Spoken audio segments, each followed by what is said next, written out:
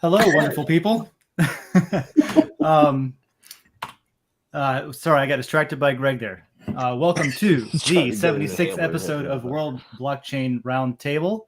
We've got Lisa Mighty Davis with us today. How you doing, Lisa? I'm doing great, thanks. And we've got Greg with us from Rivet. You might know Lisa from her YouTube and Rumble and Din Layer. And you might know Greg from this show or from the work he does with Rivet. Yep. My name is Dave. I'm going to be your master of ceremonies today.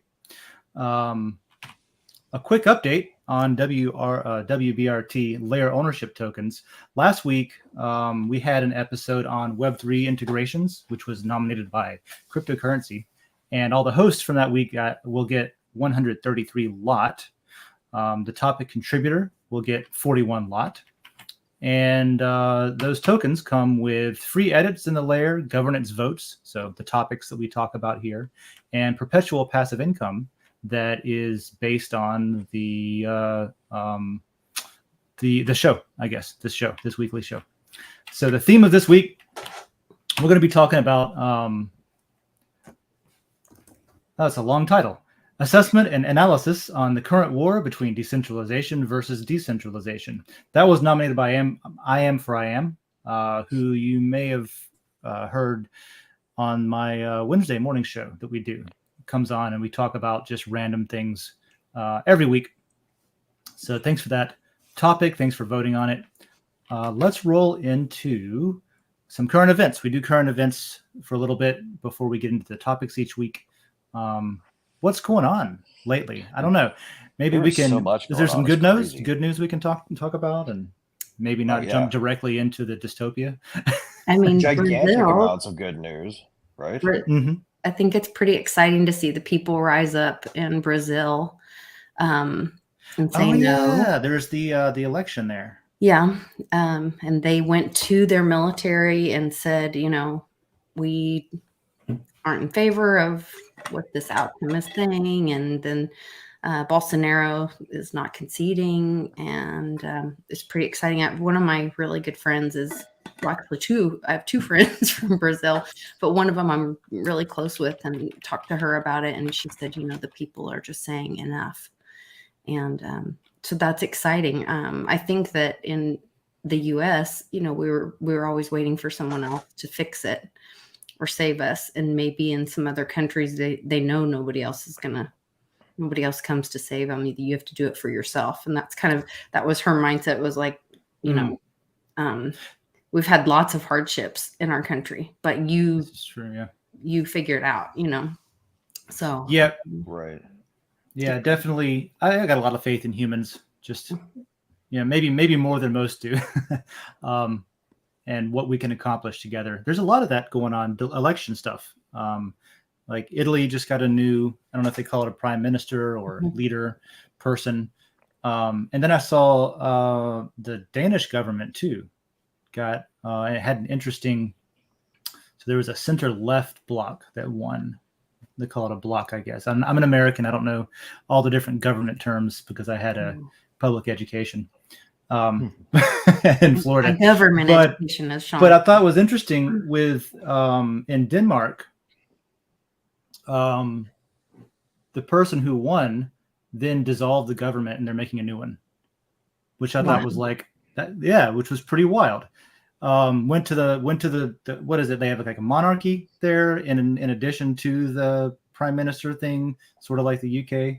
But what I was reading was that she basically won and then resigned the entire government to the monarchy to say, let's make a different thing because this sucks or something like that. So yeah, a lot of changes going on. There's elections, of course, coming up in the US as well. And I don't know, I will participate, of course, but I'm mostly just kind of watching with my popcorn to see what happens. Right. Because I don't know what the implications of all of the changes are. We got the October surprise of the freaking decade though right now, right, with Elon Musk taking Twitter and and freeing the damn bird finally. I don't know if you guys have noticed any difference in the way that Twitter works for you, but I certainly have. Not for me personally, but I have definitely noticed like the notes and the fact checks are allowed to be on like all the tweets, not just the ones on the right kind of thing. Yep. Like I saw even the White House deleted a tweet after there was like a note, a crowdsourced note next to their tweet that basically politely called it out as bullshit. And then the White House deleted it because they were called out. And I was like, oh, well, maybe it does work. I don't know. They were trying to claim that thanks to Joe Biden's great leadership, right, Social Security recipients are getting the best fucking payouts of a decade. Right. That's exactly what it said. And, well, and not, it's like, not literally, like, but yeah. Like, well, exactly, that's true. And the fact check is like, but not really, because the reason the checks are so big is because they're indexed to inflation. Right. It was like a so Reagan era. Was that their like roundabout way of taking credit for inflation? I doubt it. But yeah, it was there for a long time. But like, you know what? That's a good point too. You bragging about inflation because it made Social Security number go up. Maybe that should have been a number go up segment. Oh my god, it's ridiculous. But I thought it was fair. And it's funny that they and that's honestly like if you're gonna do fact checks, then do them to everybody. And and for fuck's sake, make them fact oriented, right? I think that was another unique thing about it is it was legitimately challenging a statement with fact rather than challenging an opinion with something else. Another opinion. With an opinion that somebody else has labeled it as a fact, and then censoring anybody who's like, "Hey, that's not the same thing as a fact. That's an opinion." Like, I think that goes to that centralization versus decentralization that we're going to talk about in the show later. But it does. You have to decide like what is the fact that you're arguing, which point are you arguing, and then in any situation like Twitter is centralized, and he who holds the keys makes the rules, And even this whole thing where he's saying like, well, he was threatening it was going to be $20 to be verified or have the blue check or whatever. And then everybody threw a fit. And then he was like, oh, no, I'll just do $8. Well, you could. If everybody's Stephen King, Stephen King threw a fit, and he wasn't throwing a fit because he was going to pay for his blue check. He was throwing a fit because other people would be allowed to buy one. Right. That's my point as well. Bad guys can buy stuff too. Like that's not actually verifying anything. Well, and regular people can buy it.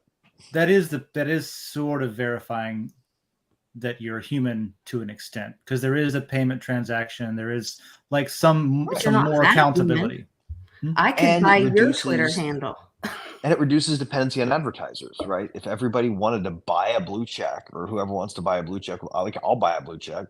$20, I'd have paid it. $8, I'm in, right? Like, because you get privileges on the platform. Those blue checks are more than just a status signal. They're an algorithmic prioritization flag. The problem I've got with the blue checks, I guess, is that they have not been giving them out to people that need them.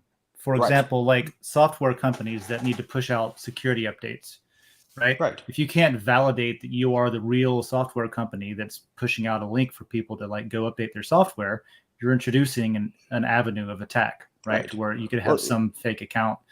and who's to say who needs it, right? You know what you need in your circumstances.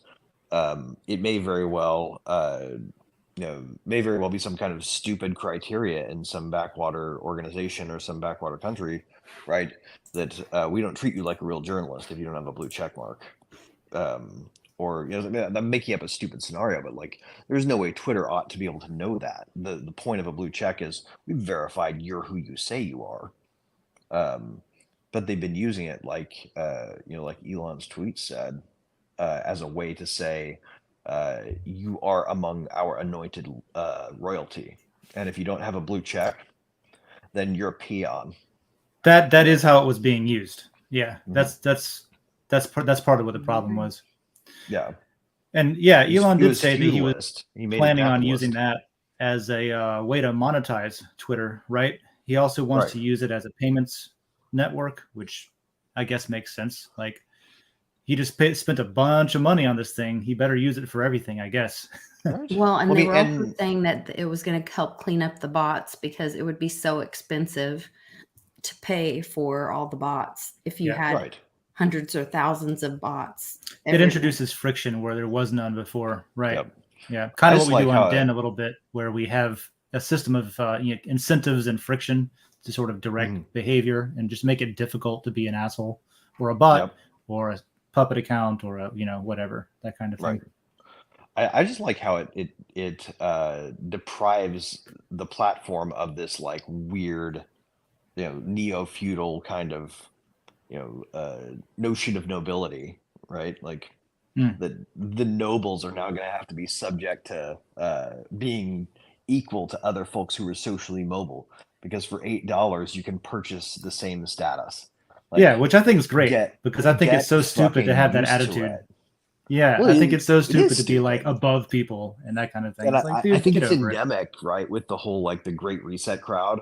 I think they were all about trying to return us to a form of feudalism, where there's no social mobility. You'll own nothing and you'll be happy, and we'll still own all the stuff that we own, and we'll be happier. But you won't notice because you won't see it. You won't be allowed to flow in the circles we flow in. The only places will appear to you are screens and public appearances that are curated and guarded. Um, the Is that society really? will you yeah. Oh yeah. That's why that's why they're shutting down the farming. So the way the laws are written in, well, not in America, but in England and in the UK and all that, the land all belongs to the king. Mm. People can only own it if they are farming or using it. And that's part of the reason that there's all this food issue and whatever is they're land grabbing back from the people. I had to learn about that. Hmm. There's a bunch of interesting like um, like historical laws that are in effect in a bunch of countries because I had to learn about that every time we pulled into a country. Back when I was in the Navy, we'd had to learn about the local customs and stuff. And one Mm. of them, I forget where it was, maybe it was Spain or something, but all the trees, all the trees belong to like the king or whatever. And so Right. us having a reputation Well, of drunken sailors hitting the bar as soon as we leave the pier, they were like, mhm, guys, listen, it's really important mhm. that you don't just pee on a bush. Don't go and just pee on a tree somewhere because that's the king's tree Hmm. and you'll get arrested. Well, So yeah, the there's really land laws like that. and the really nefarious thing about it, those land laws that are different in every country, those are actively manipulated by the sort of globalist milieu, by uh, the IMF and the World Bank, right? First, they'll give them a loan and say, Hmm. uh, you need this to help with poverty. We're going to give you this aid, but we're going to give it to your government on loan, and then we're going to offer you special drawing rights from the World Bank SDR paydowns for this. We'll just forgive the loan if you agree to these land use conditions. Yeah, I And the think I land use saw. conditions include things like you will not build electric capacity for your people. You will not Right. build blah, blah, blah. You will enforce blah, blah, blah. And it's a way to keep the third world fucking poor. Yeah, right? the IMF is an interesting one. I think I saw in one of the questions today, somebody included IMF in a list of, centralization like figures, I guess, Goliaths that kind of run things. Oh, the NGOs are basically run by the same people who who are opposing crypto, right? Like they're and all wanting to stifle innovation. It all goes to dumbing all of us down, just like when the slave owners didn't want their slaves reading or learning how to read and write because they would revolt. Right. That's what they are doing to all of us. And they are trying to turn the world into a real life monopoly game. They're trying to end the growth of wealth, and they're trying to say the game's over. We've It is a divided up game, all the though, properties, and we're keeping the bank. And there's no more upward mobility. If you're not in the club right now, the velvet rope is closed for good. We'll see you in our floating city once we finally get that dystopia part of the thing built, so you can. Yeah, it is kind of a game to an extent to a lot of people like that are on that level. It seems like you're never allowed to come up to Zalem, though. To the point where, like, you see things right now. We've got it's amazing to me where we have blockchain and cryptocurrency as part of the conversation in some of these elections, where you have people running for office that talk about this kind of things, people that are already in office that are talking about this kind of thing, because with decentralization comes a more fair game, right? And if you look at it like a game, which people that have all the money in the world and no concern with things that us poor people have to worry about, it's kind of a game to them. And whenever you see the playing field becoming more fair, it's interesting to see who comes out against that, against fairness. And the thing that really bugs me about it is that fairness that we love and that we talk about, especially as an entrepreneur, as somebody who's trying to build something myself. Like, the thing that I love about what I do is that if I see a way to do it and I want to go that direction, I don't have to ask anybody's fucking permission, right? I don't have to go, but this is really going to upset the banking class. I better go beg them on my knees for permission to help the world this way. No, the market does it. People do it. If you come up with a good idea, you win. And that's exactly what they're terrified of, is somebody coming up with an idea that creates an equal out of someone else who they don't control. So they want the only way up to be through their favor. I agree. That's another breaking news. The very DAO has filed for permission to submit an amicus brief in the SEC versus Ripple case, and we are the only token holder group to be filing a brief. Wow. So on behalf of the people, we the people. We are the people that the SEC was supposed to be protecting. Yeah, we show how they harmed us. I have seen like a lot of these amicus briefs coming in more now than like over the past bunch of years. There's and I even saw somebody complaining about that. Have been filed already. Yeah. Yeah, I saw like several people like talking shit about it as if it wasn't a good thing. You know what I mean? People that are supposedly pro blockchain or pro decentralization and allowing this industry to exist. Yes, they're members of all that stuff. No, they're just people that talk shit on Twitter. They're not real people. Right. They were just like, oh, well, now it's popular and everyone's doing it. Like, it's a bot go farm. away, you hipster. Give me a break. It's a bot farm. It's just a bot farm. Maybe, it's probably not even a real person. It's literally probably the people that oppose the admission of that brief trying to seed the ground against you already. They were just complaining that it wasn't done sooner, right? Which, okay, I get. Yeah, a lot of this could have been done sooner, but it couldn't have been done sooner. Those are people ignorant to the judicial system. There is a timing. There's a calendar of how this stuff plays out. I'm sure, Greg, you could speak to this much better than I could, but there are dates where certain things are allowed to be presented or permissions are allowed to be asked. And until that date happens, you're not allowed to ask to file your amicus. So they're just completely ignorant to the process. I didn't know that. I was ignorant to that Yep. until just now. So I'm sure they were too. People that Yeah. don't know what they're talking about. Yeah. Courts are rules-driven bodies, and whether it's at the state or the federal level, the Supreme Court of that particular jurisdiction controls what those rules are, and then there can be local rules that the judge can even implement in their own specific courtroom, right? You have to be mindful of those as an attorney, but the key to the calendar is, yeah, there's nothing you're doing before you get permission. And yes, there are ways that you can go in and say, Your Honor, I'd like to change the freaking, you don't say freaking, you say, Your Honor, I'd like to change the time window for this and put this in a board I wrote. This is out of the ordinary, but it's important because, and you better have a goddamn good reason. Or permission from the other side to do it. Joe's not here today. He's in the chat though, and he was asking if Dragon Chain should file an amicus brief. And I thought that was an interesting question because have we seen anybody who's also being sued by the SEC file a brief on another related case like that? And would that actually maybe should? Yeah, because it's definitely related, and there's definitely insight there to share. They adjudicate this first, and things go your way. Here's the other thing: it doesn't have to be Dragon Chain that files it. It could be the token holders or the people. You know what I'm saying? Like the very DAO did. We could create an amicus layer, and it could the whole point of the layer could be to get this done. Yeah, it's or library, or it just seems like such a library has not filed one. No, okay. Yeah, but I think it's an important part of the process, though. Courts really like to have the input of interested parties. So, and as long the only thing is that if you are legislating another issue, sometimes it can look like, as long as you don't bring up that issue, like if you're really looking at what is happening in this case.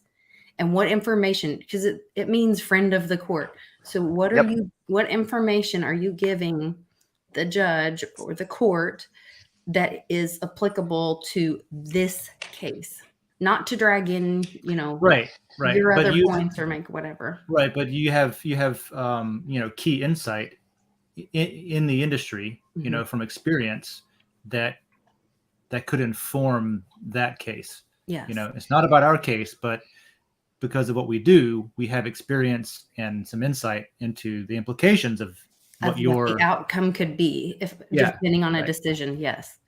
Yeah. Right. And if you're interested in a particular outcome for a particular reason that's relevant to you, but maybe not relevant to the party that's litigating it, that's why it matters, right? Like, because especially when you get into some of these higher level rulings at the federal level,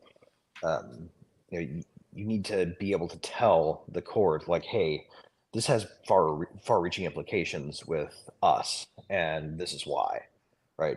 Somebody who has a case pending obviously has those implications kind of in front of the judge if they think about it in the context of the other case, right? Because when you think about, and this is something people don't really think about with litigation, right?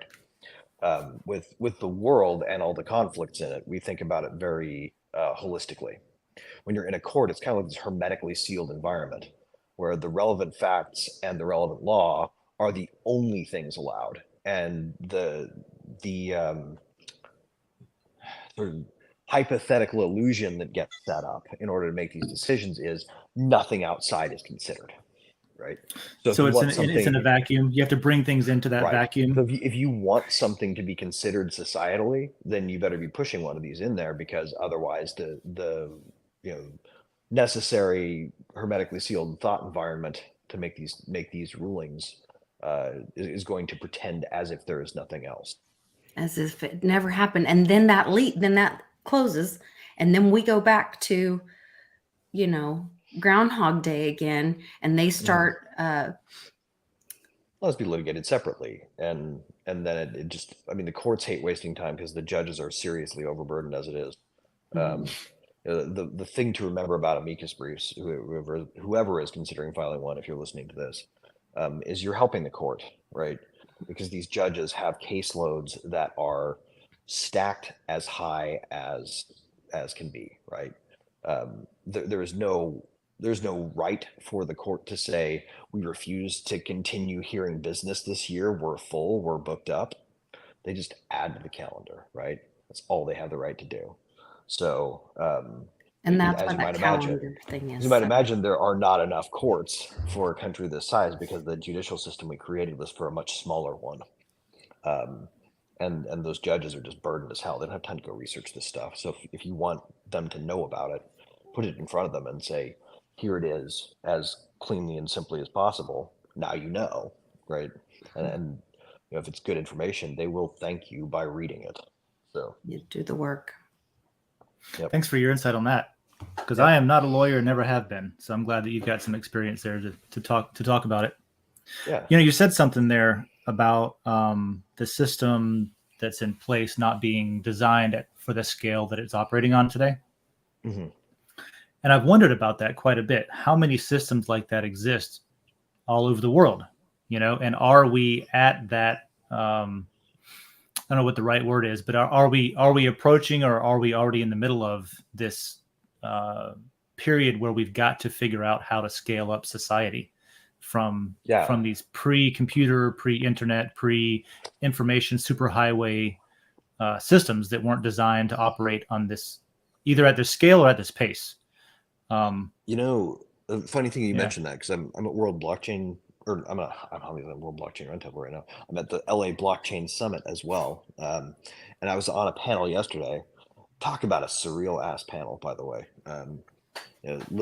Little old Greg from Kansas was up there sitting next to the guy who used to be the head of the Office of Comptroller Currency on the right, and then the head of AWS is down asking questions. I'm sitting here like, I literally said, like, I feel like the smallest brain in the galaxy brain meme right now. That's cool. Just sitting next to these people. And the conversation sort of shifted that way. And one of the things that came up was, there's all this creative capacity that could be unleashed by decentralization, right? By removing the sort of regulatory flow control of innovative ideas, and flow sort of opening control up to everybody. Yeah, it is like flow control. I was thinking bottleneck, but it is more of a like designed control mechanism. The existing system is creaking under the weight of all the progress it's holding back.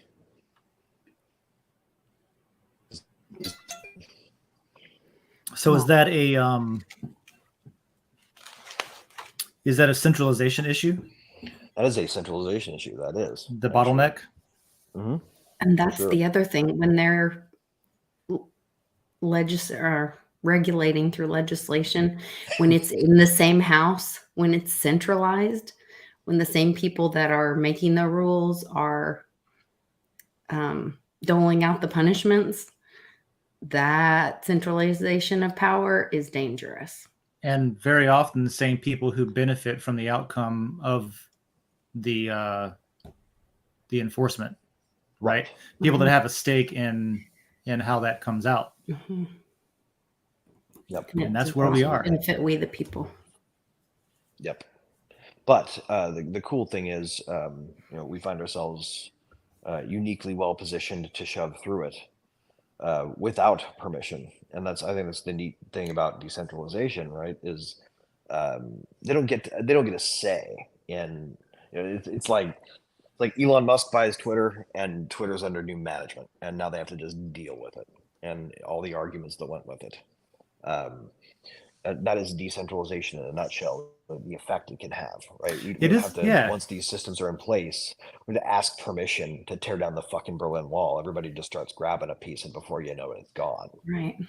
Right. And October 31st was the anniversary of the Bitcoin white paper, and that was spurred on, a lot of people believe, by the 2008 bailouts, and we're there again, only exponentially. Mm-hmm. But now we have another option. The people have another option to throw off the old money and say, I'm not using that. I'm not using that stuff that every time I go to sleep, you print it to gazillion and steal my store of value. Right. It's actually gross, the amount of inflation I mean, if you think about inflation as that kind of theft, it's really actually pretty disgusting how much has been taken from people. Yeah, you've got you can call it theft or you can call it taxation. I don't know what the main difference is, the except for same who's word, who's yeah. imposing, Well, I mean, who's doing the stealing or the plundering. But on one hand, you've got inflation and printing, which is taxing everyone's savings account, and on the other hand, you've got actual taxation of wages as you earn. So right. you're If you skimming want to at draw, both ends. if you want to draw a theft slash, if you want to draw that analogy, right? Taxes are kind of like direct theft, like highway robbery, like someone's holding a gun at you. If you don't, they're going to come. And inflation is a lot like theft by trick. They, Yes. they they defraud you of your of the purchasing power of your money by And it's engaging in enslavement. surreptitious activity that you don't notice.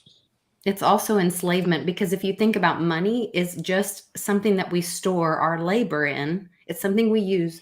Like I go to work, so I expend my labor, my energy. I store it in money. Mhm. Then I put it away so that my hour that I worked, I can spend that energy when I'm older later. Well, when they print it to infinity, all of a sudden my hour of energy is worth 10 minutes.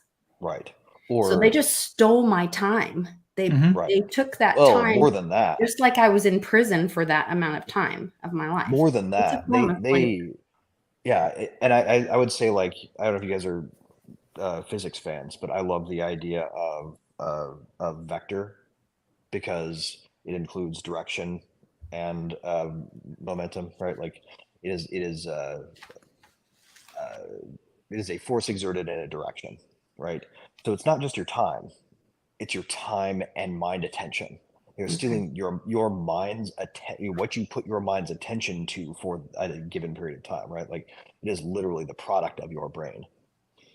Um, I like the example that Lisa used there. And I was reading about, like, you're talking about the 2008 financial crisis collapse.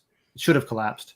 And I'm wondering, because I'm reading about the UK now, and like they just keep going through different leadership and saying, nope, not this person, nope, not this person. The Bank of England's, jacking up rates just like they did in 2008. And I'm not an economist. I'm not a money expert, but I do argue with people about money a lot. And if the someone I UK haven't is not talked a to in a while, representative government anymore. That's what's going on. I'm surprised that it's still going on. That it still is, like, it hasn't collapsed and fallen over yet. I'm surprised that the game is still being played. The U.S. is paying $800 billion a year in interest now. Just an interest on and getting rid of money is not an option, right? Like I hate money as much as the next person whose life it has made more difficult. But you can't really get rid of money either. All we can really do is make it better and more equitable and fair for everyone. Because even if we went back to a barter system, you still end up with money again. Because, like, Right. if I fix computers and Lisa grows tomatoes and you raise hens, there's always going to be some disconnect between what we need and what we have. And I'm going to end up with IOUs, and then I'm going to trade those IOUs from you to Lisa, and all of a sudden, boom, we got notes and money again. So it's always going to, like, it's too good of an invention to get rid of. So we're left with improving it is what we need to do. Consider the prospect that there's something new out there, though. Like, what if the idea of barter is actually making a comeback in this new form of money that we're creating, right? Because you have different kinds of money. Like you can literally have instead of tomatoes for barter from Lisa, you can have Lisa tomato coin, and Lisa tomato coin can be exchanged for anything that anybody else who might want tomatoes wants to exchange it for, like Dave expertise setting up mining rig coin. Yeah. And you can barter those things directly on an open market as third parties. Even like I could acquire myself some Dave token and some Lisa token separately, and I could just come to you guys and I could be like, hey, can I redeem these for what they're worth? And and then I get some tomatoes and I get some of your expertise setting up a mining rig. And in a way, it's a lot like a much more nuanced form of money. Mhm. It's sort of the And better that parts of barter mixed in with the better parts of money. there's a prediction. Who wrote in this book right here? There's an interesting prediction in The Sovereign Individual about. It's funny because Bitcoin maximalists love this book, but the book makes a really, really good case for shitcoins. And it talks about basically that concept of everybody having their own currency, and the limitation is just having the technology to have and the liquidity between them to interoperate, and, and things like that. But yeah, like, and I guess, and that's another thing before we move on to the questions and stuff is that it could be that we just finally have the technology to do things in a better way, where we just didn't have the tech before. We had the postal service was the high tech solution. Right, Until recently. That was a it's not middleman. just shit coins. It's Greg shitcoin, and it's mined by proof of flush. Like we got the ability to get pretty precise here. Yeah, and I don't necessarily like that term shitcoin. I was just using it because of how ironic it is that the same book that a lot of maximalists use as gospel. Myself, so. So I was working with a friend of mine through a project that I'm participating in, and we needed to fix something because I have this M1 chip, and so I couldn't do this thing that they needed me to do anyway. So he's like, "Oh, don't worry, I'll just write some lines of code and blah blah blah." And so, like, we get together and we're problem solving, and supposedly I was helpful in the deal. I'm not really sure how I was helpful, but he's like, "Oh, well, we just created an app and wrote a program." And I was like, "Normal people can't use that." And he's like, "Oh, well, you need a GUI." And I was like, "I also don't know what that means." So then he's like, whatever user interface. I'm like, "Oh, like the app thing that the normal people need." So I think that is the biggest thing holding back adoption right now, is that these brilliant minds, they fix the problem for them, and they're like, "Well, yeah, everybody should know how to write code." And like, you just pull up the thing and it's fixed. It is fixed. That's like on Litecoin right now. Technically fixed. It's technically MWeb is there.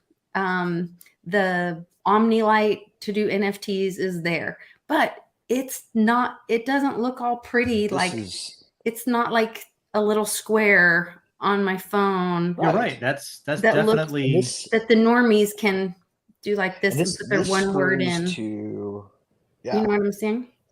This problem screams to what we try to solve at Rivet, right? Because ultimately what we're doing is trying to make it so that it's easy for people to, who have development experience to jump into the space, right? What you're actually needing is an army of UX experts to come in and build this stuff, because the folks who are building the front end or the back end fixes, right? They don't have the time or the attention to do it at all, let alone well, right? We need to make it easy for the folks who know how to build in Angular, know how to build. Well, and that's what my friend said. He said, "Lisa, my brain doesn't think like that." He's like, "I've been on the back end so long. Like, when you're saying, well, how you would look at something or how you experience it," he goes, "I can't see it that way anymore." Yeah. So we need blockchain to enter the App Store developer phase. You ever use a piece of software like at a company maybe you worked at, or something that was obviously designed by engineers, to like a front end, like GUI has all the buttons, you click it, you don't have to like do anything in the keyboard. I've used some in the Navy that was like obviously created by somebody whose brain worked completely different than mine. And it's like, yeah, this is a GUI, but this was just like, it was still a barrier. It was like, I kind of have no idea what's going on here still, even though I can use my mouse and pointer to click on it and stuff. Right. If you've ever seen like that joke about like the developer front end versus the UX designer front end, and UX designer front end's pretty slick and simple, and it's got buttons with clear descriptions, and then you flip over to the developer one, and it's got like 15 different flavors of medium for every option. All the sliders with nondescript names and like all this stuff. Things that you're expected to just know, it's common knowledge for somebody, for whoever made it. Quantitative traders are almost worse than developers, right? I was like, why is that a front end for them $sign on there? And he's like, well, that's to tell you that you're writing in Bash. I mean, Yeah, right. Complete moron. Stuff like that.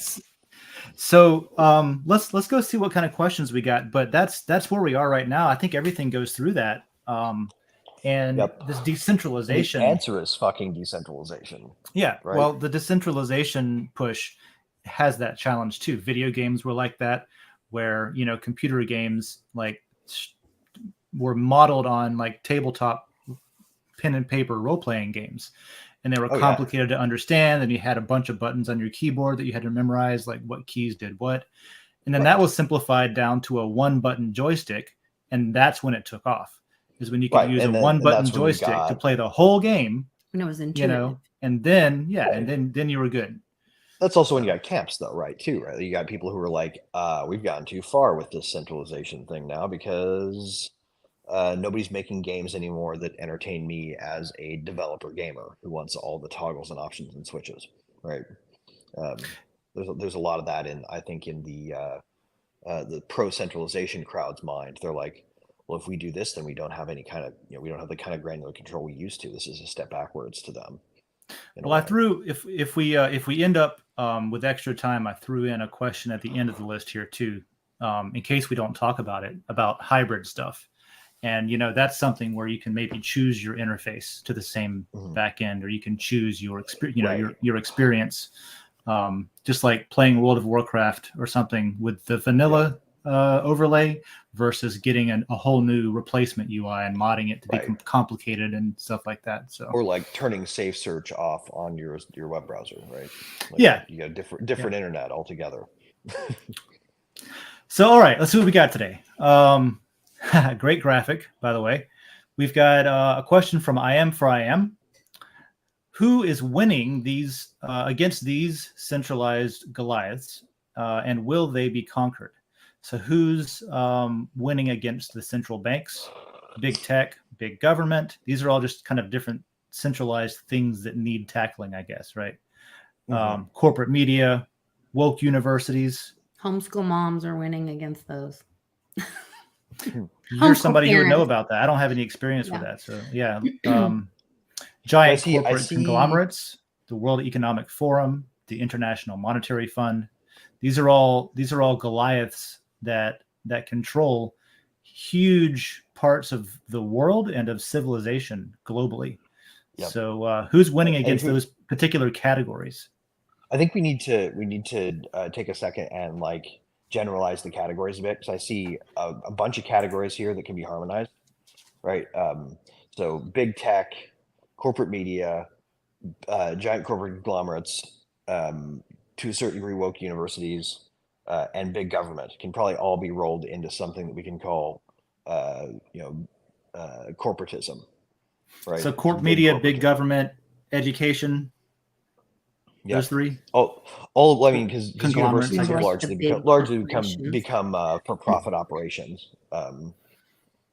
Even academia has suffered from that greatly, because while I'm not a scientist myself, I know a lot of people who do or have worked in academia, friends of the family, that kind of thing, and they, it's a real problem, and the money, the grant money, is the all important thing. What do we have to say and do to get our money from the government so that we can continue our lab and our university and our jobs and that kind of thing? So that's a more real thing than I would like it to be. And the other categories here, central bank, I think central banking is its own category, because they're their own sort of animal. But then you've got the World Economic Forum, the IMF. Those are traditionally classified as international non-governmental organizations, or NGOs. Have you ever heard people talk about that? So we've got would you put the WHO in there? The WHO, corporatist civil society, NGOs, nation states, and central banks. Those are kind of our Go players on our 7-player Go board, so to speak. Just to steal a page from the guy who's Tom Luongo, Gold Goats Guns. He has this idea of the Gold Goats Guns. Yeah, Gold Goats Guns. He has this idea of the 7-player Go game that's taking place in the world right now. I think this is right at the heart of that question, right? But we can still go from the top of the list and work our way down if you guys want to. Yeah. So whether or not they can be conquered is a separate question. But who's making the most headway and who's making the most Central banks are their own worst enemy right now, man. The banks, you said? The banks themselves are their own worst enemy. They're killing themselves. That's one giant act of seppuku right there.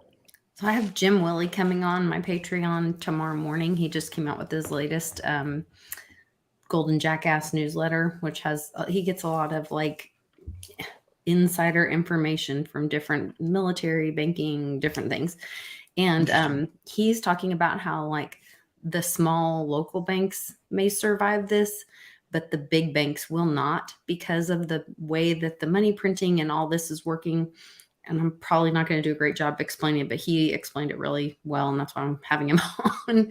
But basically, like they give out loans, the big banks give out these loans, and then they buy bonds to offset the loans or something, or the interest or something. But because of the way the money is right now, it's failing. And they are like, they can't keep up their little shell game. And so last night I heard from Bitcoin Ben, Bank of America has closed like, I don't know if it's all, but many of their international branches, and they're sending all their executives home, flying them all home. Wells Fargo over the last year fired thousands of people and closed many branches. JP Morgan Chase there's rumors that they're in bankruptcy. I don't know if that's true, but that would be wild. The big banks are the ones that are not going to make it out of this. And so the local bank is better off. And they changed the whole gold could be seen as a whatever asset in the bank's possession, or how they count it on their balance sheet or whatever this last year. And so that affects some of it too. But it is, there could be something there with the small banks and local banks. I've thought about like I don't really do any consulting, but I've thought about like starting to do some consulting with local businesses, just to be like, hey, so if things do keep going the way they're going, do you have a guy for like blockchain stuff? Yeah. Do you have a plan for custodying people's tokens locally here?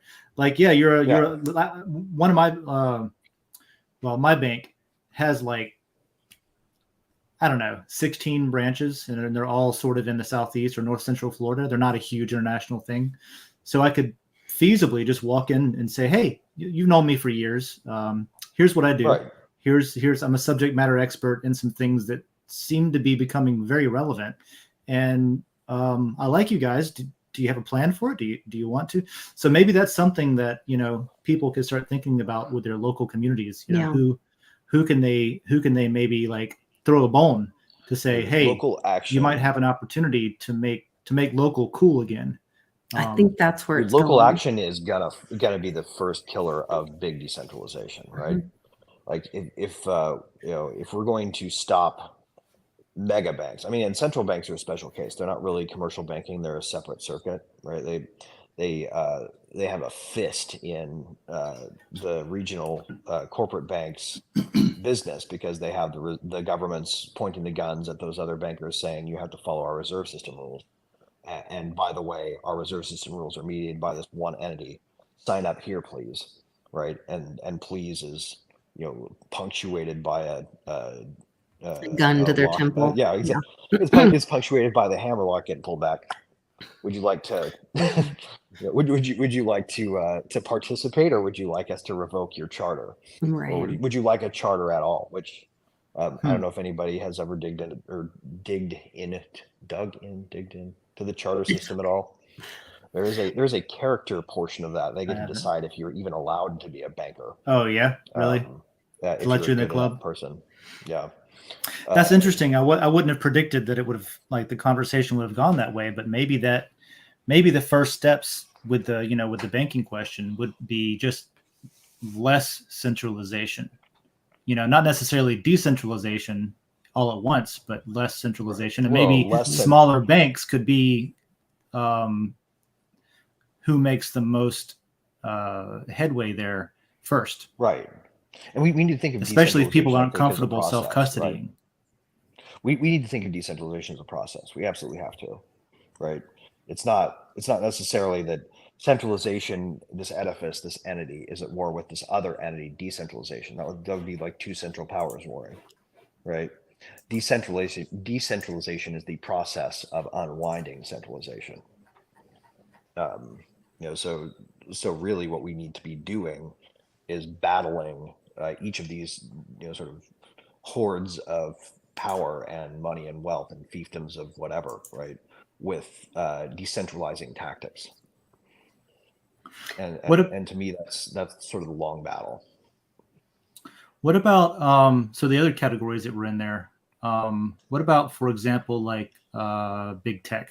Is that distinct enough of a different category to talk about who might be winning against them? Big tech is it seems to be eating itself almost, doesn't it?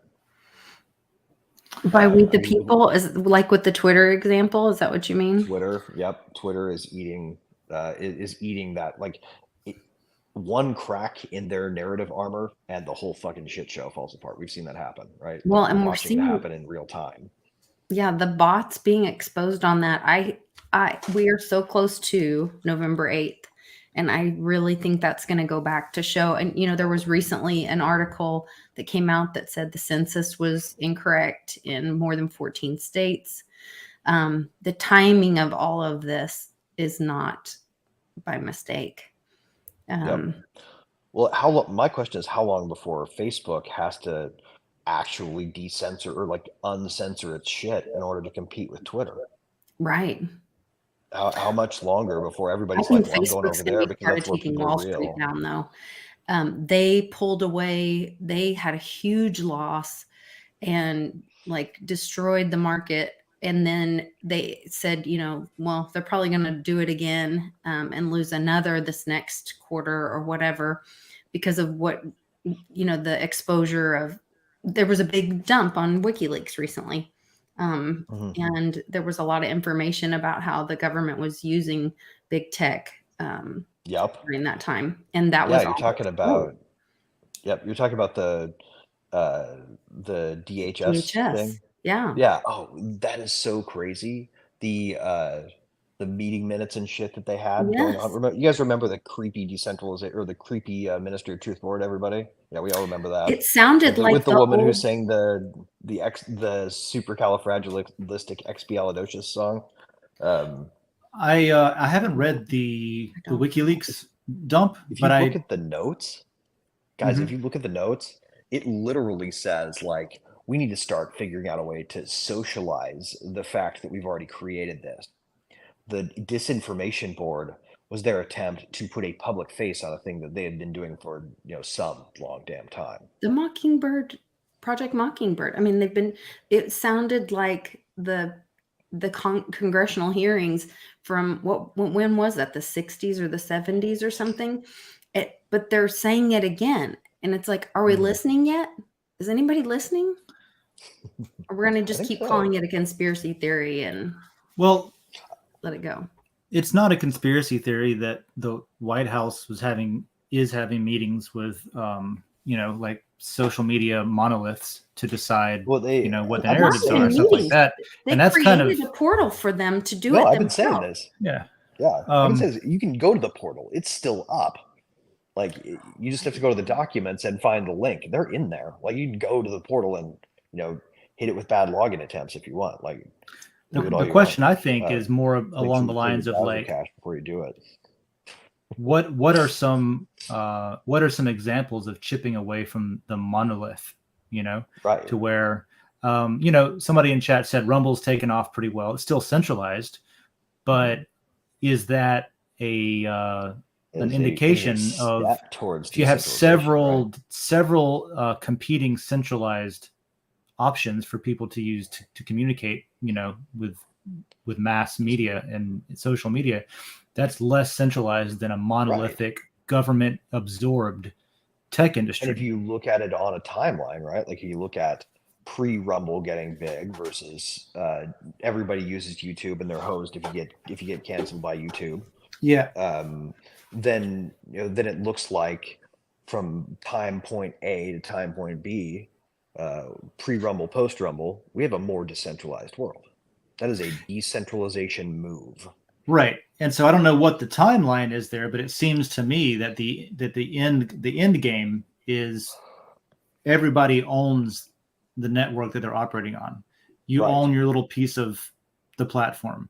You own your content on your account, and you validate other people's stuff in a way that right now central governments and companies do. Right. But it's a matter of, the point I'm trying to make is it's a matter of pressure and time, right? Each of us may have a small part to play in this decentralization effort. But if you go right now and close your Bank of America account and move it to a credit union, even if you're not even adopting crypto, you're taking your money out of the hands of a big central entity and putting it in the hands of a more local one. Right. That is a decentralization move that on a timeline looks like things are becoming less centralized, right? Yeah.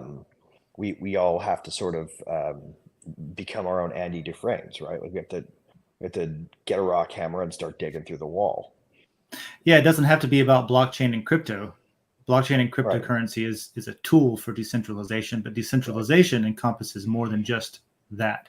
Even thinking about where you buy your food or where growing your own food, getting to know your local farmers market. Go to your farmers market and start shaking hands with those people and getting to know them, because that may be something you need to know, or where your knowledge of blockchain could help them if we, as this progresses, sharing knowledge of all those things have value.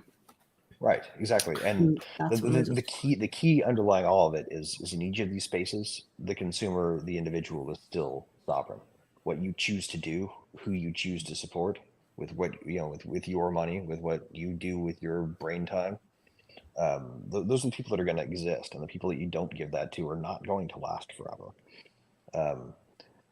Individuals by themselves aren't all that super powerful, but individuals acting as a mass away from those sorts of things, they're the whole fucking ball game. That's why the narrative control thing was so important to them. That's why they're so panicky about Twitter, because they're afraid people are going to realize that 5 people announcing that they're doing this because of that can start a movement. And that's why schools are so important, or how we teach our children. Rockefeller, there's some quote about like he doesn't really care about all the being the president or all this other power. And he was like, he actually took this woman that was, attractive and smart and whatever, paraded her all around the country saying she was going to be like the new director of education or whatever. So that, this is back a long time ago. And then he politically stuck himself in the position because it's something like, give me the next generation, or give me one generation and I'll change the future, or something like that.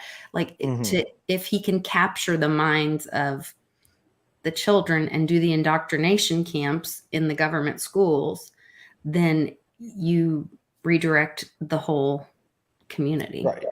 Right. So well, that's why smoking was cool, right? The answer for parents advertised to kids that want to fight that is homeschooling and cooperative homeschooling pods. It's a thing that happens now, right? Like where a bunch of parents get together and say, we're all going to homeschool our kids. We're going to homeschool our kids together. That's what we do. I'm in a group called Classical Conversations, so that they create the curriculum.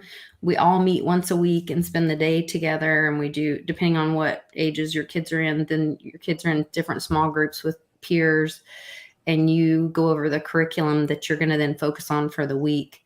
But also, you share resources with each other. Well, hey, my kid is, really into math. And so, we found this thing. And like, I've been able to share the scratch.mit.edu. There's a free coding program online that they built at MIT that teaches kids how to code, but they think they're building video games and little cartoons and whatever. It's really cool. Yeah. So sharing these resources, community is so important for, I guess, That's my point. Right. Is community is so important for decentralization, as ironic as that sounds, because you think decentralized, okay, stand alone, but we have to Decentralized does stand not alone mean together, atomized, you know? right? It does not mean atomized. We don't want to have no communities, right? No. Human beings are social creatures. We do not want, an ideal magical world for a cypherpunk is not one where all of a sudden I don't need anything from any of you guys, and so we stop hanging out. Like, no, we're gonna do this show and come up with positive things to talk about, even in a magical post-revolution world, because the camaraderie itself has value, and that's actually, I think, a really good point, Lisa, because that's the value you have to tap into to drive the power of this, right? Like, if people are feeling alienated where they live because Yeah. of these centralized powers having so much sway over their lives, like, what's the fastest way to get somebody involved? Well, give them a place where they don't feel alienated, right? Yeah. So, And let's go to the next question. But I wanted to say something I was thinking about that Zara just said in chat. Says all of your guys' suggestions are good but not scalable. And that's where I think that we have an opportunity today that we've never had he's right, before. though. Because we have He or she is right. right, we have technology today that makes scaling systems like that more possible than it's ever been. Right, but And I think that's where my head's at. Is That's- like yeah, this I is don't kind scale of the is a timeline. question. Scale though is like I have to address that real quick, because scale is a question that you can only talk about in the context of individuals seeking to exert mass influence, right? Like, I'm not going to solve this all. Lisa's not going to solve this all. Dave's not going to solve this Right. all. This doesn't scale on I'm driving a centralized movement thing. Like, that literally is centralization. We can't think about it in terms of, we need to create a mega entity to undermine the mega entities. We're not going to be able to fight the kaiju by building giant robots, right? Like, it's not going to No, work like that. it's more like we have the ability and the option today to organize society without having a Right, an overseer or a right, centralized group of controlling exactly. So it scales on the peoples, I individual guess. level. It Yeah, scales and to the edge of the amount of time you have to spare for it. a lot of that is you being the example. I think when he says it doesn't scale, I mean, I disagree. Yeah. It scales to everyone choosing freedom and taking responsibility for themselves. That's the biggest Right, part. There's definitely right, something there. and Like if enough people do things on a small scale locally, Mhm. that's the scale. That's the scaling up. Is just right, making it popular to like Well, and then look down. another community will look over and go, look how that community did that. How'd they do that? Oh, a bunch of people started getting together and then right. it started working. And so it does scale, but we have to live it out, to Right. be an Well, example and find those and solutions. the sources the power sources that right now, are defending against some kind of scalable assault on their system. Um, you know, they're they want us to think of it as a war. They want us to think of it as an act of rebellion where we have to go out and organize an army against them, right? Because that's what they know how to fight. Gotcha. They don't So know. They don't know if how you're to at a deal. disadvantage, just don't try to use the same tactics that they're using to fight against them, because that's never going to work, Exactly. because they have all the power in that realm. That Yeah, makes a lot of sense. just scale to the edge of your capacity and try to convince others to join you. So that would be my shot for that. That's how decentralization can win, I guess. All right. So Jacob Wayne, who is excited about this one. Thanks for the question. Does government control and centralization of blockchain technologies mean the same thing, or do they just rhyme? I'm curious about other centralized threats, including corporations. So centralization and government control. Interesting question, because I don't think that it is the same thing personally. I'm interested to know what you think. I would say centralization is like centralization is the way that we can conceptualize a broad number of these big power actors, right? Like, we can talk about the concept of decentralizing processes as sort of a meta framework for for addressing issues caused by centralization.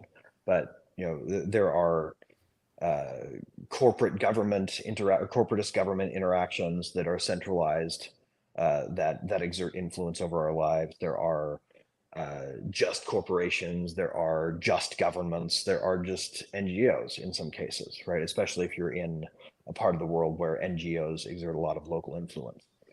Um, these things are all centralized, right? So if you want to talk about centralization, you're talking about a category of sort of problem actor, and if you want to talk about governments, you're talking about one specific case of that. That's how I would frame it. Well, and I mean, not to add to the difficulty of the question, but centralization isn't always all bad either. I know we in blockchain, we have this pie in the sky. Only decentralization is good, but there are use case for centralization, Right. where it Well, may be the most efficient or effective. try to in have the a certain use decentralized household. Try to have a decentralized household, right? Like case. mom, dad, kids, and the dog. Everybody has their own completely independent power structure, and everybody has to come to a consensus before anything gets done around the house. No, Yeah, no, the There garbage is will not go out. But it's not like there is the concept of a DAO. There's ways to form the, I guess it would be effectively like it would perform the same duties and functionally operate the same as a centralized government. But if anybody who is willing and able can opt in to take a role in that government just by deciding to do it, as long as they meet the criteria for it. But look what just happened with MakerDAO. MakerDAO is so fucked. Yeah. So that's a good point. There's We need to get still Chris, the human Chris Black element. on this show, guys. We need to get Chris Black on here to talk about it. He knows a lot of shit about that. We should try to get him on as a guest. Because part of the question also was talking about the centralization of blockchain technologies. You take something that was designed to be decentralized, and there is a possibility to erode that decentralization over time.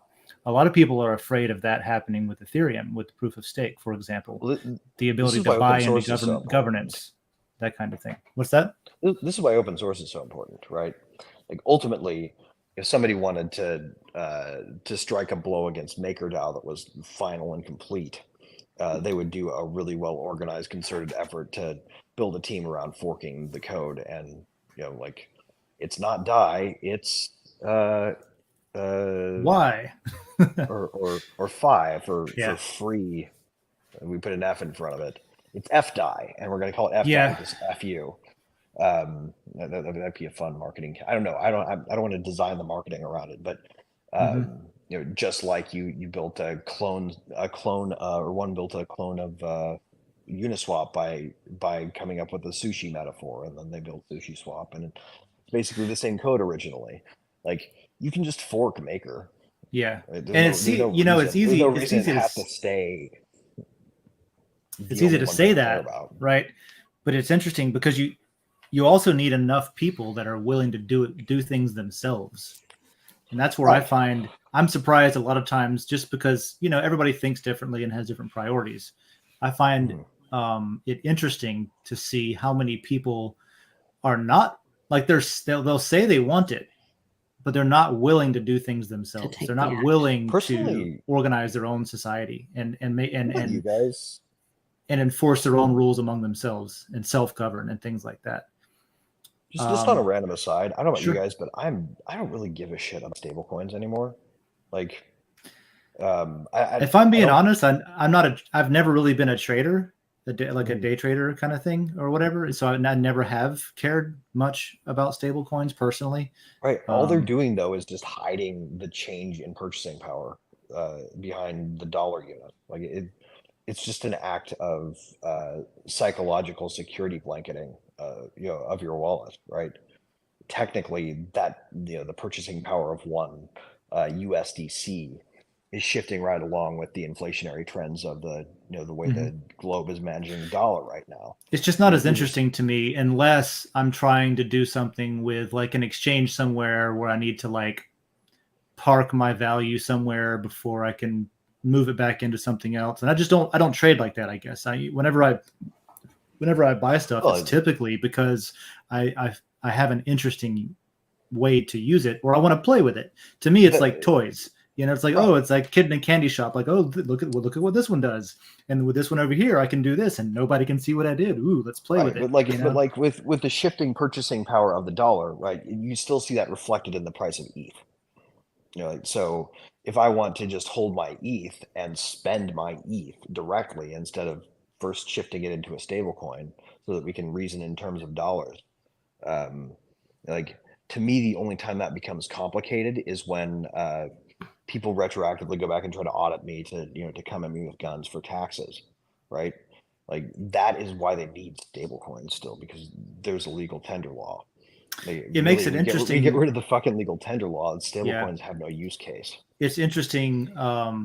Like whenever I file taxes and I have to figure out, like if I have stuff that I've just like, maybe I've minted it myself or I've mined it or I've acquired it somehow, but I've never interacted with stable coins or fiat or anything that's pinned to a US dollar value.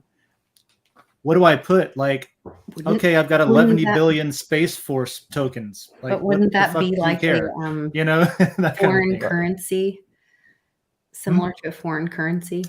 I guess so, right? But then, how do you evaluate it? If it's something like, I was, for example, what is that? There's a meme coin that's actually really interesting called Wow Nero. It's a fork of Monero by some of the same people, but it actually has interesting changes behind it. It's easier to mine it with Intel chips, for example, because of the reduced cache requirements, and they got rid of tail emissions and put a more Bitcoin style emission schedule on it. And more importantly, they figured out how to enforce solo mining. So you can't use mining farms. You can't centralize the mining effort with it. So it's like a really interesting experimental thing. But the valuation is so arbitrary. Like it's technically worth this amount of US pennies because it happens to have been traded once in this one exchange. But really, it's not worth that, because if you ever tried to sell any, went to try to do that, the liquidity is so low that like, no, you're not getting out of that. So why do I tax it that way if that's not real? It's a whole real, and on top of it, world. The SEC is saying they don't know the rules. They don't know what's a security and what's a currency and what's a commodity. I mean, that's all being figured out. So they can't even figure it out based on, it's like one thing people forget about that stupid Howey test that we always talk about is that it's meant to be applied case by case. The only time that ever has meaning is in an adversarial hearing to see if you're breaking the law, right? And if it's a new coin and it's not the last one that they ruled on that you're just insisting on continuing to use in contempt of court and in violation of law or whatever, then it hasn't been tested. And so if there aren't specifically published rules, then how the fuck is anybody to know? Which there's not. Why they never published them. Are you saying that? Actually, they've never published them. I found out of, and actually everybody can find this out. You guys see Hester Pierce's statement recently? I have not. No. She basically said the SEC dropped the ball or has been dropping the ball because they've been treating crypto as a transient thing. Like it's going to go away. This fad will pass. I see.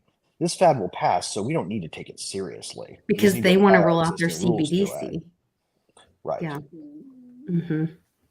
So it wasn't much of a threat because it was just a passing fad at the time in their minds. It is a threat. It's still in their minds a passing fad is the problem.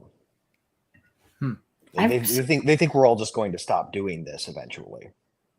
I don't know where they got the mistaken notion, because unless they intend to come, so you don't think kill that me and take my fucking ledger away from me, then there's a lot of interesting. There's a lot of I've heard cold people, dead fingers are where you have to get crypto away from me. Frankly, people who aren't like deep into how this stuff works to the point where they see that it's a genie that's been let out of the bottle situation, right? Mm-hmm. Cat's out of the bag, whatever metaphor you want to use.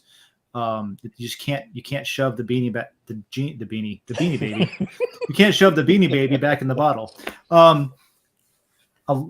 Most people don't see it that way, and a lot of people are already talking about cryptocurrency in past tense, to where they're like, "Oh man, that was such a scam, wasn't it? That whole cryptocurrency thing," as if it was like MySpace or something, and it went away. Right. People Right. didn't And use it that anymore. is the favored narrative, right? But now there's free Twitter, so you can go over there and see what people are actually talking about instead of what's being allowed to bubble up to the top everywhere else. Did you see on? I know I don't want to get off topic, but on the Twitter, Elon's post. So I went to his profile, and people were talking about where, oh, he fired these people, and then the one guy said, I have to go home to my husband and my wife. Oh yeah, that was Wait, Ligma Johnson, right? Okay, so if you went Twitter to hired Elon's FLDS members profile and looked at it, one of the new tools on Twitter, there's a thing at the bottom like a fact check, and it says, "This is a joke." Yeah. And then it says, "Take this survey. Did this help you to have this helpful? Yeah. Notification to say when people are joking or not?" And I thought, oh man, this would super help helpful so much. Yeah. Because so much gets lost in text translation, like especially with different generations talking to each other. There's like this girl was posting last night about how she's like, oh, this guy is dating, and I'm making faces because I'm thinking, God, if some guy said this to me, I would be so disgusted. She's like, what's the ROI if I drive to LA and pick you up and do this and that on a date? And I was like, how many dates is it going to take? So my response was, I hope you told him you had to wash your hair, just to be like that archaic. If he's trying to be like Mr. Tech Savvy, I'm speaking to you in the future. Like, and she did not get it. But she's also probably 20 years younger than me or more, Right. So I mean, there's a huge ROI generation on gap dating could be where we just don't a get joke, the pop or culture or the context that it was in, or I have Germans notoriously don't have the same sense of humor as Americans. I'll just leave it at that. So it's very common in my household. Is it less or more stoic? Is it? Well, it's very common that I'm explaining jokes, to my wife, and it's Does that kind of thing. Does she do the same to you though? Does she explain her? Germans don't have a sense of humor. I'll say it. She's not making jokes. Which in itself is a joke. Of course they do. It's just not. It's just not the same as ours. And with the internet and with text-based communication, this is why you have all the emojis, right? Because you can't convey inflection or emphasis or sarcasm very easily, unless you put sarcasm tags around it, / sarcasm or something like that. But which it's difficult to communicate. To a certain degree. Yeah, it's a medium that we didn't spend like we haven't had this medium for very long, and so it's not the way we communicate. What I perceive from the joke tag too is like people are going to use it to say serious stuff.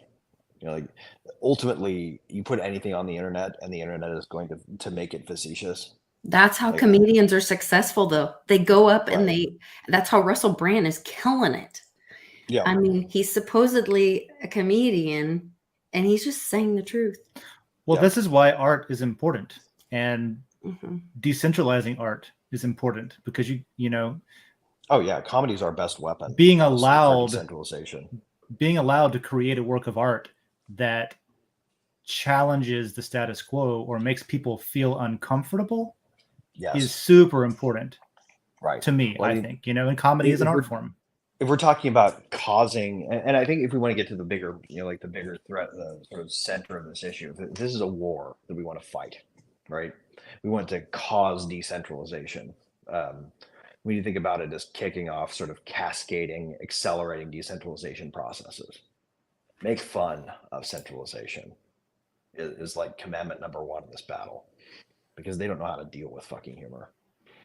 That to me, I think that's the number one. Like anytime I see something falling apart for a centralized narrative or some bullshit, it's because somebody's making fun of it. Yeah, make it okay to run our own lives. That's a big thing too. Hey, let's see what's next in the questions. We got time probably for one more. We got like 10 minutes, time flies, right? man. Yeah. Oh, it's mine. I threw that one in this morning because I wanted to. You want to? I don't know. Is that cheating? I'm hosting. Should I also get a question, or should we skip over it and get to Hyperion frequencies? Well, read it at least. Well, all right. So what I was asking was, what are some benefits of a hybrid system that leverages both centralization and decentralization, and some examples of hybrid blockchain platforms, and what makes them interesting? And the direction I was going with that is things like mostly non-money stuff, where companies have or organizations have looked at what Satoshi published, said, that could work for money. What else could it work for? And now there's all these projects that are doing things like how do we improve things like the Tor network, right? With LokiNet that incentivizes better service nodes to have higher bandwidth and allows UDP routing, so we can have the benefits of anonymity for people in Iran who are getting their internet cut off, and stuff like that. So they use and monetizing the burden of providing the dangerous entry and exit node. Yeah, and then also, yep, and also completely different things like so looking at it as like a hybrid, because you have like obviously the data packets aren't in a block on their blockchain kind of thing. It's being used as an incentivization layer. And then similarly, you have things like there's a bunch of them, at least 3, but like Flux, for example. I don't know if you're familiar with what Flux did. Kudos is another one, but they're taking this like, okay, how do we decentralize things like cloud infrastructure with Azure or AWS or Google Cloud? How do we take that and give everybody the ability to participate in a decentralized cloud infrastructure?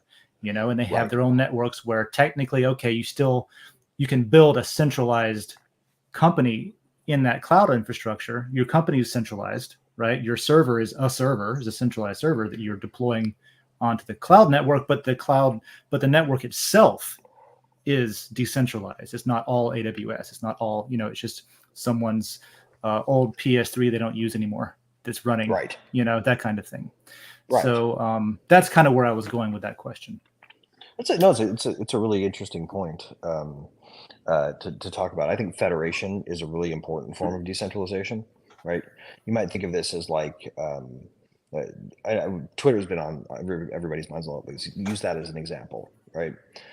One of the ideas that's been floating around that's probably going to come to fruition now is the idea that everybody should be able to have their own content moderation policies, right? Like you should be able to filter out what you don't want to see, and that should be the solution. Like you shouldn't be able to shut other people up, but you should be able to tell your UI what and what not to show you.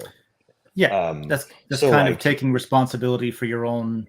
Right, choosing your own algorithm. You can be in your own reality all you want, but if you want a shared reality, right, with others, then purely decentralizing that is not a solution, right? Purely decentralizing it will get you a bunch of different worldviews that don't cohere. So you might, as a community, decide we want to, as this group, use this algorithm to moderate our content. So that when we're talking from the same frame of reference. And since you brought that up, I want to address something that somebody said in chat. I don't want to say that we're like, so don't trust Elon. Basically, we're projecting our future hopes on what we think he will do. Be careful. No, we're not. Great point. I just wanted to clarify that, like, I'm not idolizing Elon or saying that trust in Elon. He's going to make Twitter awesome. We're just using Twitter as an example because it's changing and looking at things that he said he plans on doing. Right. One of which, because if we're using Facebook as an example, then we'd just be complaining about the status quo. Yeah. Well, he happens to be disrupting Twitter in a way that rhymes with some of the decentralization efforts, right? And one of those things. I don't trust Elon Musk. I trust people engaging in action. If anybody else were doing it, I'd probably talk about him last. Yeah, and you were talking about basically deciding what I forget what you were just saying, but basically you were saying set your own filters, basically that kind of thing, right? Which Right. is kind of the concept that he has claimed he's going for with Twitter, Right. where you have, I think he related it to like film ratings, like, you know, rated Right. Film ratings and PG-13 game versus ratings. R or something. You know, you Right. want to see this Twitter, you want to see left Twitter, you want to see right Twitter, you want to see Ron Paul Twitter, you want to Browser see, safe search. you Why know, the fuck is there not a flag on? Like, why did Google go to the trouble of censoring their algorithm when they could have just built into safe search the option to, you know, to include your political sensibilities? Like, you turn off safe search, then all of a sudden you get everything, and if you leave it on, then you get, you know, just your curated bubble. Right? Why not? Because really, ultimately, what it comes down to is the censors, the folks who like censorship. Um, they're not really giving a damn about what they see. They don't care what they see. In fact, they hunt for it because they're angry about it. They're trying to do is shut other people up and mostly stop the majority of us from reading what those other people are saying, because they don't approve of us knowing what others are saying. It's in and of itself kind of a nasty, you a nasty form of authoritarian little despotisms. you know what it That go on. reminds me of a little bit is whenever I was active duty, we had two sets of laws. We had an additional layer of legal infrastructure where, yeah, you had the, you know, the laws of the states and the federal government and all of that everybody's subject to. But we also had the Uniform Code of Military Justice, the UCMJ, which had a whole bunch of other stuff. And you can go to jail for violating this extra book of laws, you know, that kind of thing. We sort of have that with this second layer of rules that tech companies and society has put on top of the existing laws. Like we already have laws that people have to abide by. And whenever you say something like we need free speech on Twitter, you're not saying like, oh, everybody should be able to violate the law on Twitter. No, there's rules against like coordinating murder. Harming. You just can't do that. Right. You know, that's already illegal. You know, you can't do certain things. You can't say certain things without repercussions, either social or legal. You know, so it isn't. This seems to be a misunderstanding too about the intent of. Right. We're talking about of Millsian what's being free done. speech. We're talking about Millsian philosophical motherfucking free speech. This is about the idea of knowing ideas, communicating them, hearing them, not having them obstructed by anybody. Not my neighbor, not fucking Elon Musk, not Twitter, not Facebook, not the government, nobody. I want all the ideas in my head, and I don't want anybody to be able to. Well, I don't want all the I mean ideas in my head. When I say all the ideas I can stomach in my head, Yeah. all the ones I choose to focus on. The point is, I am my own filter, and nobody else gets to choose for me before I get to decide. But that's part of the problem with not having free speech is right. If you look at it like well, now you've got like how do I even explain what I'm thinking right now, dude? Like I've got if you like I want to know. Let's say somebody has a really shitty idea, right? They're really stupid, or it's really racist, or it's really hurtful to somebody, or whatever. Right. Or like that's a category of people that number one should probably see some sunlight so people can see like what's going on. But I want to know what makes them tick. I want to understand my adversary. I want to be able to see it. And the other part of that is arguments look ugliest when you hold them up. If you do things like if you say you guys can't communicate with each other on this platform, those people don't go away. They just go hide in their own little bubble, and then they can do even worse shit because nobody can see them or something. And if you hunt those bubbles down and close them all, guess what they do? If you hunt down those bubbles and close them all, guess what they do? Pop up somewhere else. They show up at a school with a gun. Yeah, what they do. Pop up somewhere else. So it drives this like unwinnable battle against like, and then the third thing is that it ends up criminalizing demographics and people get caught up in that when they don't belong. Well, so it we have creates a bunch of problems that don't need to exist. And we've got a living example of this right now, right in front of us. You guys see just to bring back a current event, do you see the Atlantic article the other day asking for, and this is rich, pandemic era amnesty? Oh God, for the this pro pisses me off lockdowners, so bad. for the pro. They're like, can't we just move on? Everybody made these mistakes. No, you didn't make these mistakes. Honestly, you're trying to memory hole that, and then you're trying to memory hole away the fact that that your narrative machine was set on silencing everybody who had it right. You can. I'll have to read that whenever I get my next copy of the Atlantic. I usually get it from my neighbor subscribes, and then he reads it, and then he gives me his copy. I'll have to catch up on it then. This is the danger of centralized control, right? This is the danger of not free speech. Yeah. So we're running up on time, but this is a really important conversation, and I'm I wouldn't mind going over it a couple of minutes if we need to, because it's just like really is a turning point in how we organize societies. And there's 8 billion people or so on this planet. Maybe. You know what I mean? Ish. Depends if you're counting bots or humans. Yeah. I mean, some of the bots might be sentient. Who knows? Yeah. It's a lot to organize. You know what I mean? It's just a lot to organize all at once. So it's going to be interesting to see what we decide to use, what we decide not to use. Even when you guys were talking about the,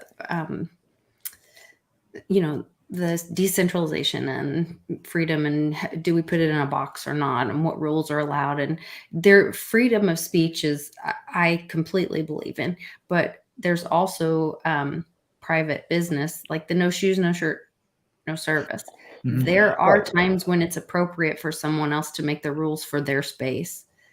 And then you can choose not to participate in that space. Right. Or you that's want a great to, or if you example. want to compete with it, you can open up a grocery store across the street that's shirtless, shoeless only. Right. If that were a store, I would totally go there just for fun. And if they had a really good bakery, I might, just like, well, time to go shirtless. I grew up with that. I grew up with signs on the door. Cupcakes at the shirtless store. And I would just go to the gas station next door that didn't really care.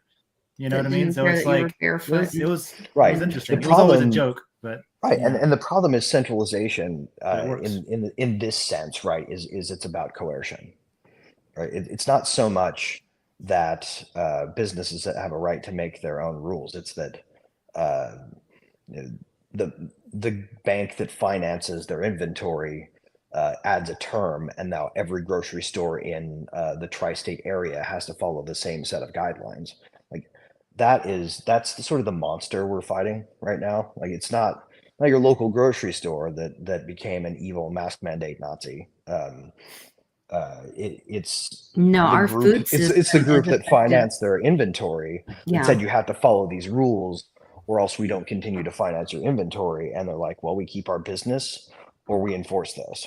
Our food system is affected by this dramatically through big pharma. So these big chicken farms, and my mom wrote a whole book about this when we moved to Oklahoma. But there's these huge chicken farms, and they get the local farmers to take loans on their, family farms. They've been in the family for generations, all this. Then they have to build they have to build the housing to the big businesses standards. So, but guess where you buy all the housing? From the big chicken company. Then where do you get the little chicks? From the big chicken company. Where do you get, and then you have to put certain drugs and medicines. Chicken is the most inoculated animal on the planet, which should terrify everyone. It's also probably the most delicious animal on the planet, which should make people hungry. It's it is an issue. But then that's who you sell the chicken to. So, but you have to follow all their rules. So then that centralized loop ends up bankrupting these local farmers. Right. And then they have a dilapidated chicken house that then they go back to the company and they're like, well, now that one's run down. You have to do another one. Right. You put another one and play the game. and that touches on a really interesting point. I think we should go to briefly. Like the whole ESG thing, the way that gets implemented, is how you get these types of loops created. I read, or actually, there's a TED talk where somebody talks about it. You do get At inhumane length. practices out of that. So apparently in Buenos Aires, if you want to be involved in the repair of big truck tires, you can now get a job anywhere like that if you're Lisa's size and build, and you don't have to have a strong back and strong arms anymore, because based on a whole bunch of ESG incentives, they forced the development of a machine that makes it so that the heavy lifting part of the job has been removed, right? Like an exoskeleton. Those are awesome. No, it's not an exoskeleton, but like this was done by influence from ESG rules on people borrowing money, who were then required to put ESG rules on their vendors, who were then required to put ESG rules on their vendors. And before we knew it, the only way you could stay in business was to invent this machine. This is not a natural competitive force driving it. This is not about customer service. This is a waste of resources imposed by a body who wanted the role of tire fitting to be leveled such that anybody could do it. Like, Interesting. It seems to me like if you'd have left things to their own course, right? Like ultimately, we probably would have automated the whole tire fitting job altogether, and it probably would have taken less trouble and certainly required less coercive force. Like who was driven out of business in all of this? Not talked about in the TED Talk.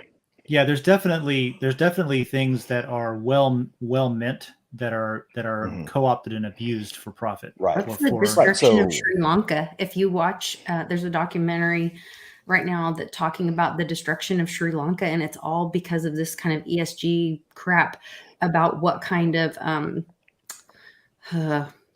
is it nutrients or whatever to put on the they can't use they can't use fertilizer. They can't use modern fertilizers to create enough crop yields to feed the population. They're just not allowed to have that yield anymore. They're not allowed to have food. But if you look at the history of it, it's because the crops have been destroyed by using the GMO stuff. But the way that they enforced it, right, was at the lender level, right? They control the capital. They say you have to follow these rules if we lend to you, and they lend to the big general farm supplier, right? And they say you have to apply these rules, and then they go to the farms. Some farm suppliers have to now put those rules on their suppliers. Mm-hmm. It's weird how they go to their chemical supplier and they say, we're going to drop you unless you drop this line of chemicals.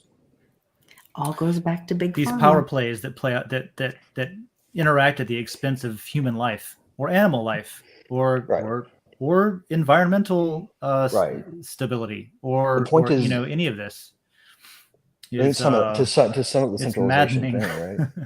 To some of the centralization thing, like if we want to centralize power, we have to crush people, because otherwise society is too complicated. You want to fit society into a centralizable box, you're going to have some human fodder. You're going to build that on the corpses of the people who varied, and that's not something I think that any of us and that's the type. And we'll wrap it up here, I guess. But that's the kind of thing that centralization combined with censorship removes that reality from people's lives. They don't see what's happening. They don't see the atrocities that are happening because of these systems. If you're not allowed to talk about it, if you're not allowed to tweet about it or to broadcast about it, or if you have to accept the official explanation about it. Yeah. Right. Yeah. Or if you get penalized or arrested or jailed for, not complying with some standard or something like that. And I'm not saying that it's like always evil. I'm saying it enables evil. It enables tyranny. It enables that sort of thing. Well, it doesn't just enable it. And I would say you're sort of right. And I would caveat that with one point. It's like, it's not just that it's enabling evil. It's that all of these systems create the potential fertile ground for evil to grow. And sure, yeah, the pro-centralization forces say these are damages that we can mitigate, right? These are acceptable damages we can mitigate. correct. Yeah, collateral damage wasn't the intent, but it's just some collateral damage. It's blowback, but it's affordable blowback, right?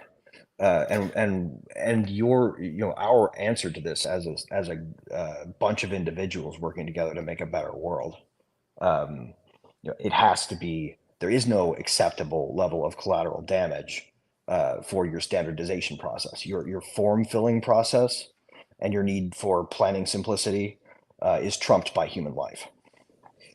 And that's what we need to get back to. Yeah, and I would think that most people share that. I fear that they don't, but I would hope that most people share that ideal as well. Yeah, because I already hate bureaucrats, but I hate bureaucrats even more if they're okay with people dying so that they can have a simpler spreadsheet. All lives matter. Is that what you're saying, Greg? Damn all lives right, do that's matter. what I'm fucking saying. Life matters. That's right. I'm not gonna jump back into that at all, though. So, all right. So that's going to be our show today. Thanks for hanging out with us during today's episode of World Blockchain Roundtable with our conversation on centralization versus decentralization. Thank you to our hosts. Lisa, do you have anything that you'd like to plug, or you want to just tell people where they can find you and follow you? Yeah, I'm really excited about the upcoming Jim Willie interview on my Patreon.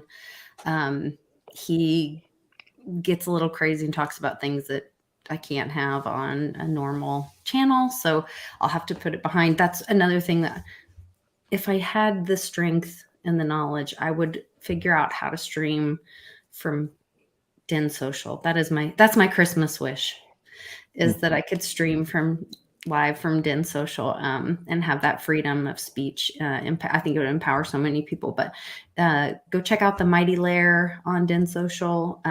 We do a contest every week, and I have like a little TV guide post where I post all the shows for the week, and then the top 3 comments gain ownership in the lair. So that's a way everybody can participate, and we can share our energy with each other. So thank you. Cool. Greg, how about yourself? Where can people follow you, your company, and your what's going on? Okay. Well, if you are watching this show from sunny Los Angeles right now, you can actually come follow me around a room at the LA Convention Center. If you want to come up to the last day of the LA Blockchain Summit, if you really are here and you do want to come, I can get you in free. So hit me up at Design Heretic on Twitter. And if not, then the thing that I've been seeing here at this conference mostly is a bunch of sad mix with sparks of hope.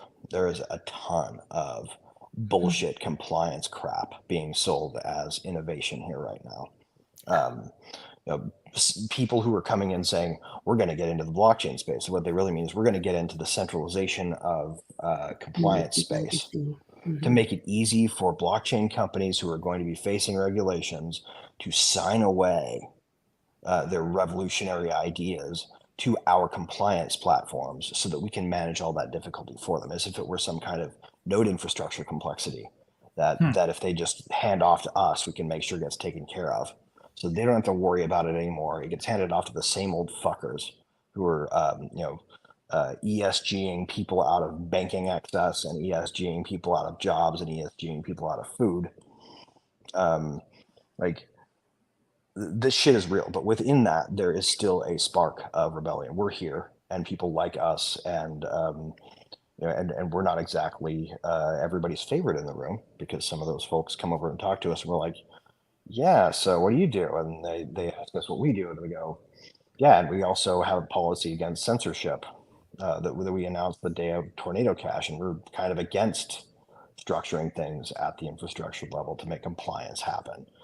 So you might want to go find a different provider. You need to probably go talk to Alchemy or Infura, right? And they look at me and they blink. They're like, okay. Interesting. That sounds like an interesting group of people to be in the same room. Yeah, but it's it's positive in the sense that there are still a ton of people out here who want to make this thing what it should be. So and certainly more of them than there are like vultures looking for vulture capital to be vultures together. So, well, I'm glad you're out there. Thanks. Yeah. Anyway. Somebody go take up Greg on getting in free. Oh, he gave I a wink and forgot one everything, so thing. you're in. Sure, yeah, go for it. We are going to be reading the reading through our amicus brief, doing a on the Very Dow channel. I'm actually doing a recording later today, so I don't know if that'll get released today or tomorrow, but within the next few days to kind of break that all down. So that should be Nice. really exciting. So check Looking that forward to reading it. Thank you for that work as well, for your part in that. As far as I go, DIN has a meeting at 3 p.m. Eastern, so in about 2 hours ish. We're going to have our weekly DIN DAO. It's a governance call. It's not a show or anything. It's just where we come together, talk about what's going on, what we're working on, just keeping people up to date on things like the creation cycle for new layers and things like that. So we'll have a meeting about that. You can find that either in the DIN DAO layer on DIN, or if you follow Real Denizens on Twitter, it'll be broadcast there, as well as the same Denizen DIN Social YouTube. It'll be on there, so it's around. Speaking of what Lisa said, we do have plans for right now. We use YouTube as a way to host video on DIN, but we do have plans for adding something like Odyssey or some decentralized like library type method, to where you can truly do a decentralized, uncensored broadcast. On DIN, we're just working on something else right now. Let's see.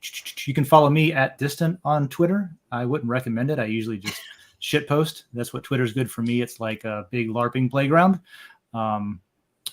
which is probably a good reason to have the "it's a joke" tag on stuff. You know what I mean? It's hard to convey when you're kidding and when you're not. But yeah, go sign up for DIN if you're not already. Yeah, JK. Go sign up for DIN Social. We'll talk about stuff and things. Come to the meeting if you want to talk about governance stuff and what's being built out there.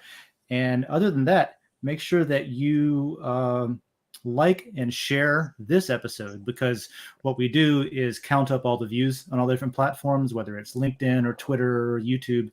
They all get counted up. And the more views the episode gets, the more lot ownership tokens that the hosts get, but also the people who are asking questions that we went and saw the questions today. That's how we decide like how many lot gets created and gets given out to everybody who's participating. So do that. Next week, our theme is going to be the time of development cycle for quality projects. So that's interesting. Cool. That's a good one, because that's also something it's widely misunderstood as well. It takes longer than people realize. If you're hearing that and your Yeah. eyes roll back in your head a little bit, and you're like, "Oh God, I'm skipping next week." Don't actually like. It's not a meg episode. We're going to be talking about something that will help make software make more sense. Okay. So yeah, because really good, that's a good software. Take, yeah. I'll show up to ask questions then, or I'll make sure to write I'll write my questions in the layer under the post. I mean, literally, what we're talking about next week is the reason why things take more time than they seem like they ought to, and it's nonsensical. Like the logic of development is way different from the necessary logic of like, this seems like it should have been fixed yesterday. Why? Yes, it does seem like that, but we're going as fast as we can. Yeah, the pace that the world operates on today with next day shipping and instant email and stuff like that, things still take a while to get built. So we'll talk about why that is next week, what goes into that, and what it takes. And for the import of understanding this, like literally, guys, don't miss this one, because like teaching this to people who work in state governments was like the biggest challenge we had in Indiana. Like, for example, like you understand this. Software it becomes predictable, so you'll be able to see innovation coming before it happens if you understand it well. There's a talent that would be useful, right? Cool. All right, like and comment and subscribe and share this to everybody. Thanks everyone for this conversation, for the people proposing questions and the topic itself, and for the hosts. We'll see you next week. Bye-bye.